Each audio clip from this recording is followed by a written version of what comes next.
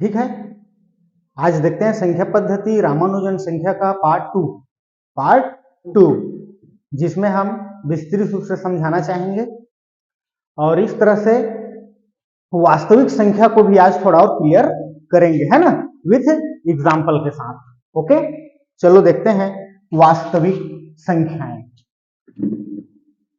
मतलब real number वास्तविक हो गया। क्या हो गया? वास्तविक।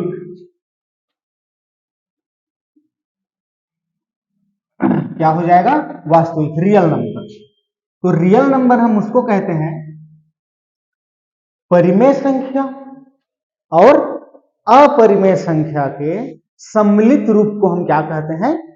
वास्तविक संख्याएं कहते हैं, जिसमें परिमेय संख्या भी हो और अपरिमेय संख्या भी हो। इस संयुक्त रूप को हम क्या कहते हैं? रियल, वास्तविक संख्या, रियल नंबर कहते हैं। रियल नंबर में हम मान लेंगे -1। क्या मान लेंगे? -1।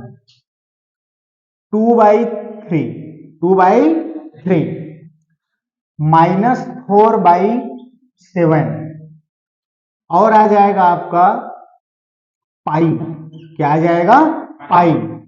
और आ जाएगा आपका करड़ी 2 और आ जाएगा आपका करड़ी 3। ये सभी हमारा क्या है?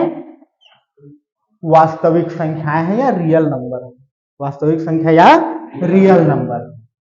अब हम इस रियल नंबर के साथ साथ हम और समझ सकते हैं परिमेय व अपरिमेय संख्या। दो चीजें और याद रखना है, परिमेय और अपरिमेय संख्या। तो अपरिमेय संख्या के अंतर्गत ये आएगा और आपका ये आएगा। आई बात समझ में? इसके बाद हमें निकालना है परिमेय संख्या। हमें क्या निकालना है? परिमेय संख्या। परिमेय संख्या को हम और क्या क्या लिख सकते हैं? जैसे 4.2, क्या यह परिमेय संख्या है? यह परिमेय संख्या है। यह परिमेय संख्या है। समझ में आया? यह परिमेय संख्या है। क्या यह 25 परिमेय संख्या है? है, परिमेय संख्या है।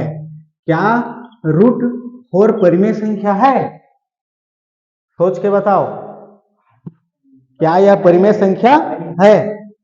4 जो है यह एक परिमेय संख्या है। यह एक परिमेय संख्या है ना? तो इसी डाउट को क्लियर करना है सभी स्टूडेंटों का कि ये सारी चीजें जो है कौन परिमेय संख्या है और कौन अपरिमेय संख्या है। जब तक विद्यार्थी नहीं जानेगा तो वो सवाल कैसे बनाएगा? आई बात समझ में? तो विद्यार्थियों को इस संख्या पद्धति में अंक को पहचानना, रूट को पहचानना, सारे चीज का डेस्टिनेशन फटाक से होना चाहिए। यही क्या कहलाता है? हमारी संख्या पद्धति कहलाता है। और संख्या पद्धति में जब तक आप ये सारी चीज को नहीं जानोगे तब तक आप कैलकुलेशन और गणित की गहराई में आप नहीं पहुंच सकते। ठीक है, तो मैं एकदम बेसिक बता रहा हूं, आपको समझना होगा, याद करना होगा। तो ये करड़ी 25, करड़ी 4, 4.2 ये कौन सा उदाहरण है? परिमेय संख्या का उदाहरण है। पाई, √2, √3 ये सब क्या है? अपरिमेय संख्या है। क्या है? अपरिमेय संख्या। अब रियल नंबर निकालने के लिए -1, 2/3, -4/7, पाई, करड़ी 2, करड़ी 3 इतना को सम्मिलित रूप से हम रियल नंबर मानेंगे। क्या मानेंगे? रियल नंबर मानेंगे। आई बात समझ में? तो ये परिमेय संख्या भी हमें पता चल गया और अपरिमेय संख्या भी क्या है हमें पता चल गया। ये हमें पहचान में होना चाहिए। इसके बाद और मैं आप लोगों को बता देता हूं अपरिमेय संख्या के और अन्य एग्जाम्पल। ठीक है, -करड़ी 5, 3 करड़ी 2 ये और अन्य उदाहरण में क्या है? आ जाएगा। ठीक है, इसके अतिरिक्त अब हम बाकी 3 चीजें ले चुके हैं और 2 चीजें और हम क्या कर दिए, शामिल कर दिए। तो ये सारी चीजें क्या हो गई, अपरिमेय संख्या, और इधर क्या हो गई, परिमेय संख्या।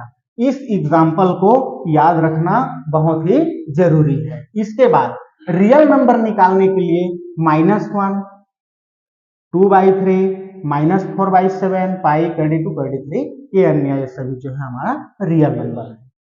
ठीक, अब इसके बाद हम आते हैं कल के रामानुजन संख्या पर। इसमें हाँ, नुजन नंबर पूरा मैं डिटेल कल नहीं बताया था, है ना। ये टैक्सी कैब, क्या होता है यह, टैक्सी कैब। कहने का मतलब टैक्सी में सफर करना, टैक्सी में सफर करने के बाद उसके नंबर को जज करना और उसका लॉजिक नंबर निकालना, और उसका लॉजिक नंबर निकालना, ये रामानुजन एक गणित का क्या था, वह विद्वान था, उसी का यह क्या है, देन है। तो हम क्या निकाले थे कल के डेट में, 4104 और 1729।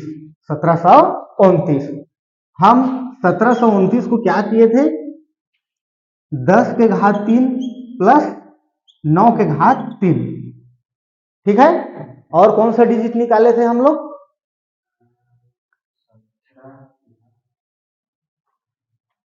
12 के घात 3 प्लस 1 के घात 3। पहले इसी को करके देख लेते हैं, है ना। तो ये हो गया 12 गुणित 12, कहने का मतलब 144, 144 गुणित फिर क्या कर देते हैं 12।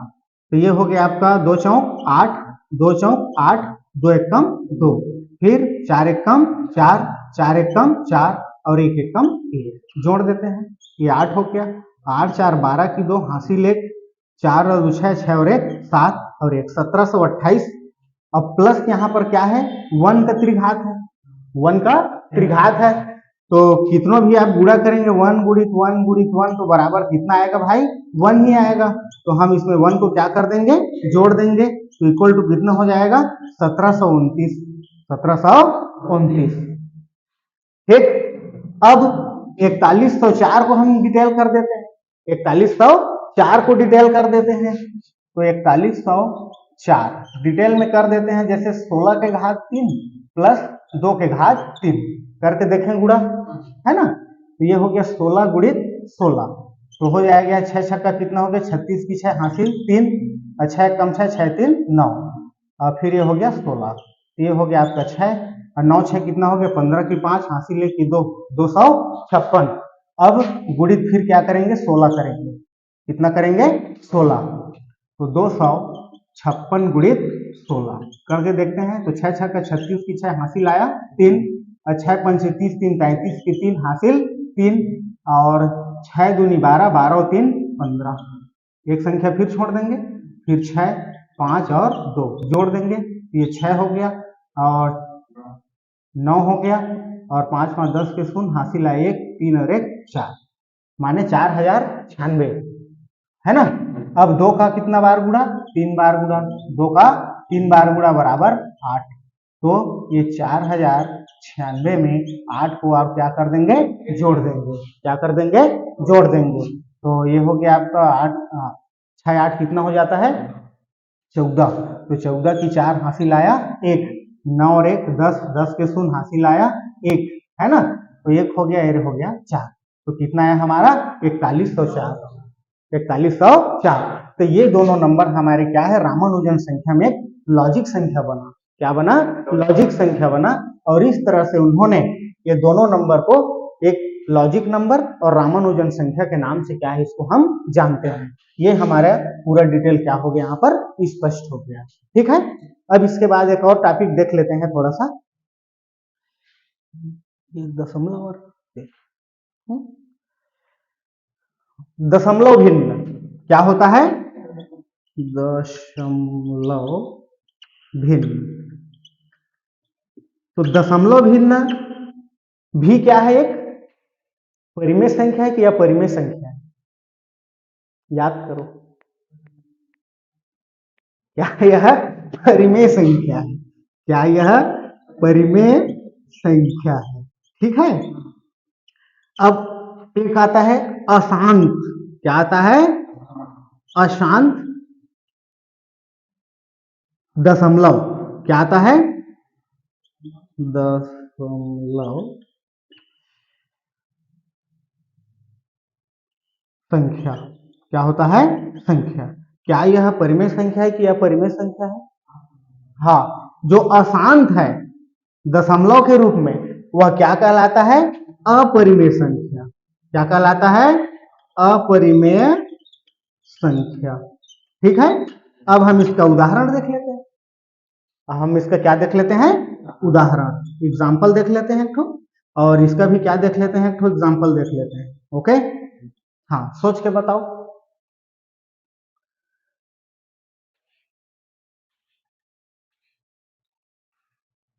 इसका हो जाएगा आपका 2.25 और 25 आवर्ती है यह। क्या है? यह आवर्ती है, क्योंकि ये जो है सेम टू सेम आ रहा है, आवृत्ति हो रहा है। क्या हो रहा है? आवृत्ति हो रहा है। यह दशमलव में भी क्या है? परिमेय संख्या। यह क्या है? एक परिमेय संख्या है। और अपरिमेय संख्या अशांत हो। क्या हो? अशांत हो। उसके लिए कौन सा एग्जाम्पल हम लागू कर सकते हैं?